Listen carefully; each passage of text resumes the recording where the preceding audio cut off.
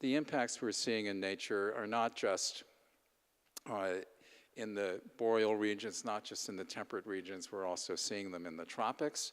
So this is the legendary cloud forest of Monteverde in Costa Rica. And here what's happening is changed. It's not so much related to temperature, but to moisture. And what is happening is that clouds are now forming more frequently at higher altitudes than before, which is a really serious problem for an entire forest ecosystem that depends on condensation from clouds as its almost sole source of moisture. We're also seeing a lot of things which are called decoupling events, where two tightly linked features in nature in time turn out to have different cues. One depends on temperature for its cue, the other depends on day length. So one can now find snowshoe hares in the brilliant white winter fur without a white background, which makes them very vulnerable to predators. And this slide, which I would penalize any of my students if they produced one like, because it's not legible, right, is here to make the point that what I've been telling you about is no longer individual anecdote or example. It is now statistically robust. There are ripples of change through nature wherever people look in the world. But these have been relatively minor ripples in the fabric of life, the things that's pretty easy for managers to deal with. The real issue is, what does it look like looking ahead? So if one knows a lot about a particular species of tree like sugar maple, one can actually look ahead with modeling and see where those conditions might exist in the future. And the bad news is, if we allow greenhouse gas concentrations to become twice pre-industrial levels, anything you've ever cared about related to sugar maple, from autumn foliage to maple sugar and maple syrup, will require a trip to Canada. So I like to say in a simplistic way that the two most important physical factors for any organism that's terrestrial is temperature and moisture. And for any aquatic organism, it's temperature and pH, or acidity, and all of those are changing. This will have implications for cold water species like trout, and species which live in high places like this pika, which occurs in a number of isolated colonies in the Rocky Mountains. Basically, the response of such species as the climate changes and warms is to move upslope, and at a certain point there is no further up to go. So at the rate we're going, it's not a pretty picture for the future of the pika. Obviously, coastal species are going to be affected, some more than others, and island species are particularly vulnerable, especially low-lying islands. So most of the Florida Keys will be mostly underwater if we keep heading the way we're going, which is not good news for the key deer. And actually, any island plant or animal will be vulnerable to climate change in the sense that they will not be able to move off the island to track their required conditions as things change on their home island. So island species, high altitude species, and species whose natural history is tightly linked to ice, like the polar bear, will be the first sets of species to be most vulnerable. So looking ahead, there's some serious complications.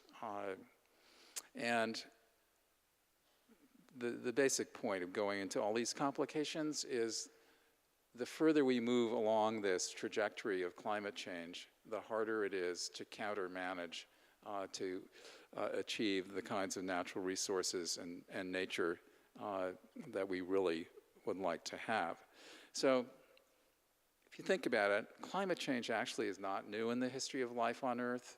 We know glaciers came and went in North America and Eurasia without much apparent loss of biodiversity. The big difference is that today our landscapes are no longer continuous nature. In most parts of the world, we go through a sequence such as illustrated here from the upper left to the lower right, in which continuous nature becomes increasingly fragmented. And basically what that does is create an obstacle course for species as they attempt to move and track their required conditions.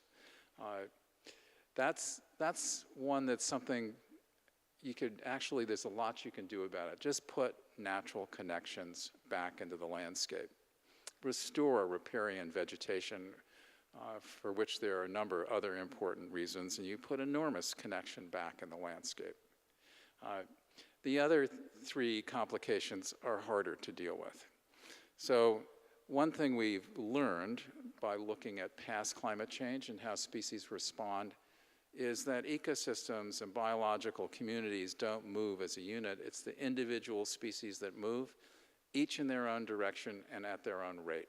So basically what happens, as you can see here, with 3 mammal species, 2 tree species, and 1 insect species in Europe after the retreat of the last glacier, there is no common pattern of movement.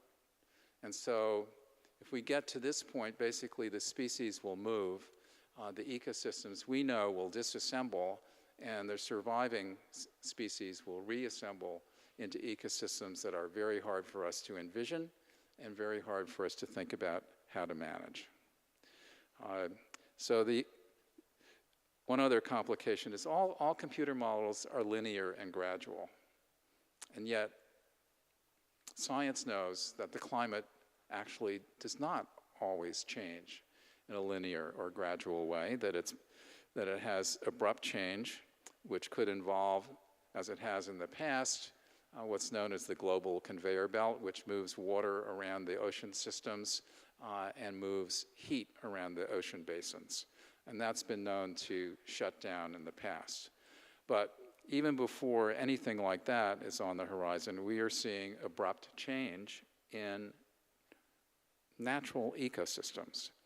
So in the Americas, in the west of North America, basically from southern Alaska to Colorado, we've seen the coniferous forest actually tip into a serious amount of dieback because the balance has been tipped in favor of native bark beetles. So here you're going to see the progression of bark beetle outbreaks in the state of British Columbia. First part of this slide, you probably can just barely pick out sort of little red dots, which are the outbreaks. But as time goes on and the winters get milder and the summers are longer and the beetle is able to have more survivors and an extra generation, the impacts are greater and greater. And even in 1985, when it was knocked back by a severe winter, it wasn't knocked back as far. So virtually, in some places, 70% of the coniferous trees are dead, and we don't, in fact, know what those forests will become. Another major change we're seeing involves tropical coral reefs, which all look like this when I was in graduate school.